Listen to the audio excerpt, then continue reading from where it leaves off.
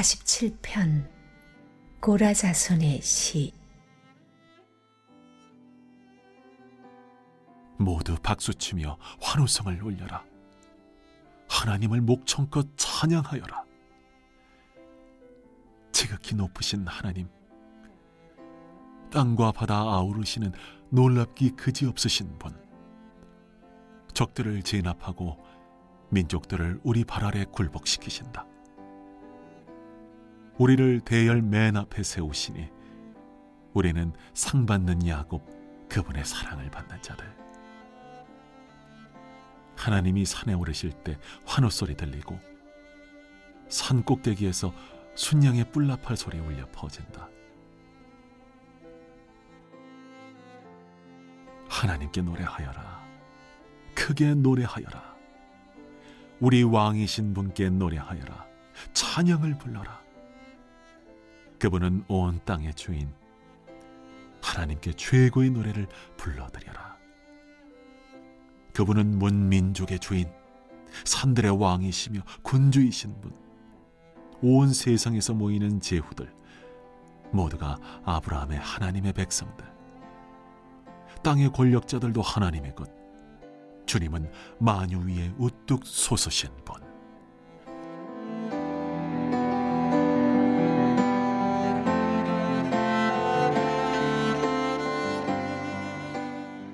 하나님, 온 땅의 하나님, 만민과 열방을 다스리시는, 언약을 이루시는 하나님에 대해 묵상해 보시기 바랍니다.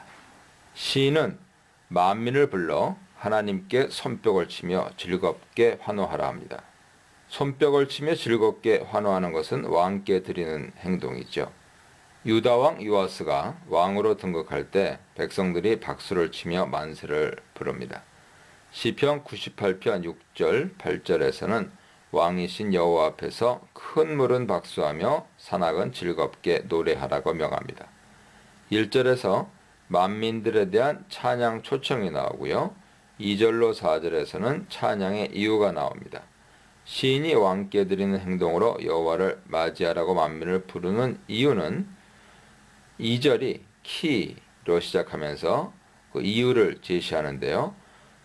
여호와는 지존하시고 온 땅에 큰 왕이시며 경외를 받으셔야 할 분이기 때문입니다. 여호와는 지극히 높으신 분이고 두려움을 불러일으키시는 분이죠.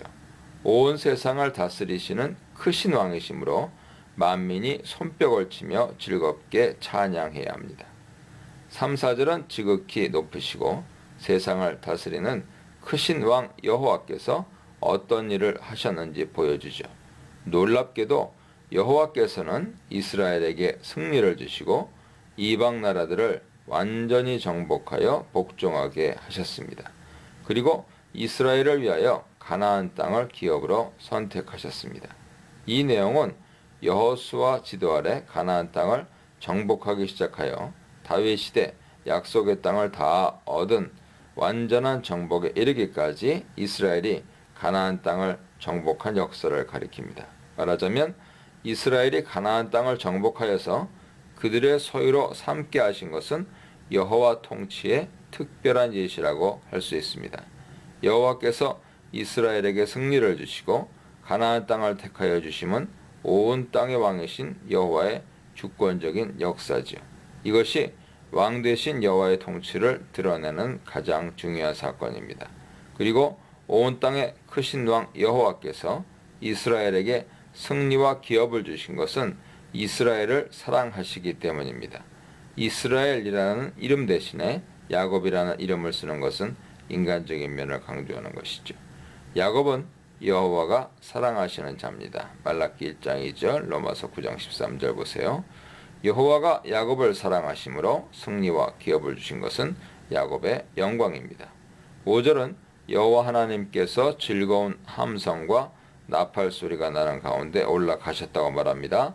개역개정은 마치 현장에서 올라가심을 보는 것처럼 표현했지만 히브리 본문에서는 완료 시제니까 과거 시제인 올라가셨다로 표현할 수 있습니다.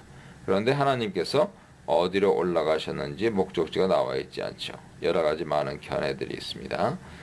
여호와가 가나안을 정복하고 이스라엘에게 그 땅을 주심으로 가나안의 신 엘과 바알이 가장 큰 신이 아니라 여호와가 세상을 다스리는 진정한 왕이라는 것을 드러내며 왕으로 등극한다고 보는 견해가 있습니다. 즉 어떤 장소로 가셨다 하는 것보다 위치를 가리켜서 지극히 높은 위치, 즉 왕의 위치로 올라가셨다 보는 것이죠. 또는 여호와가 지상에서 가나안을 정복하고 이스라엘에게 기업을 주심으로 온 땅을 다스리는 왕이심을 알리시고 하늘 보좌로 올라가셨다고 보는 견해도 있습니다. 또 다른 견해는 다윗과 백성들이 법궤를 메고 예루살렘으로 올라왔다 사건을 돌아보는 것으로 이해하는 것입니다. 사무엘하 6장 15절에 다윗과 온 이스라엘 족속이 즐거이 환호하며 나팔을 불고 여호와의 궤를 메오니라 하는 말씀대로 가나안 땅과 예루살렘을 정복한 후에 법궤를 메고 예루살렘으로 올라가는 것을 법궤로 상징되는 주님 임재가 온 땅의 왕으로 예루살렘을 향하여 올라가시는 것으로 보는 것이죠. 여호와께서 실제로 여러 기적적인 사건을 통해서 온 땅을 다스리시는 왕이심을 알리시는 것은 구원 역사에서 많이 보아왔죠. 여호와가 왕이신 것을 알리시기는 하지만 새롭게 왕으로 등극하실 이유는 없습니다. 물론 이스라엘 백성들에게 여호와가 온 땅의 왕이신 것을 지속적으로 상기시키기 위해 예배 가운데 여호와가 왕이심을 새롭게 선포하는 것은 필요하지만 여호와가 왕으로 새롭게 등극하실 필요는 없는 것이죠. 따라서 여호와가 왕의 위치로 올라가셨다고 보기는 어렵습니다. 또한 하나님이 지상의 정복 사역을 마치시고 하늘 거처로 가셨다는 것은 시적 상상이나 시적 이미지 차원으로는 가능하다 하겠습니다. 명확하지는 않지만 법궤를 메고 예루살렘으로 올라가는 것에 대해 온 땅의 왕이신 여호와께서 예루살렘으로 올라가시는 것을 찬양하는 것으로 보는 것이 무난하게 여겨집니다. 5절은 여호수아 시대에 시작된 정복에서 다윗 시대의 완전한 정복이 이루어진 후에 법궤가 하나님의 지상 통치의 중심이 되는 예루살렘을 향해 올라간 것을 돌아보면서 이것을 여호와가 온 땅을 다스리는 왕으로서 승리 행진을 하신 것이고 온 이스라엘 백성이 환호한 것을 서술한 것으로 볼 수 있겠습니다. 1절에서처럼 6절과 7절에서 다시 찬송하라는 초청이 나옵니다. 여기서는 초청의 대상이 나오지 않지만 1절과 동일하게 만민을 초청하는 것이라 볼 수 있습니다. 대상이 나오지 않는 대신 찬송하라는 부름이 6절에 4번, 7절에 1번, 모두 5번 반복됩니다. 하나님을 찬송하라고 강조하죠. 하나님은 우리의 왕, 곧 이스라엘의 왕이시며 온 땅의 왕이시기 때문입니다. 7절도 처음에 키로 시작하면서 찬양 이유를 말해줍니다.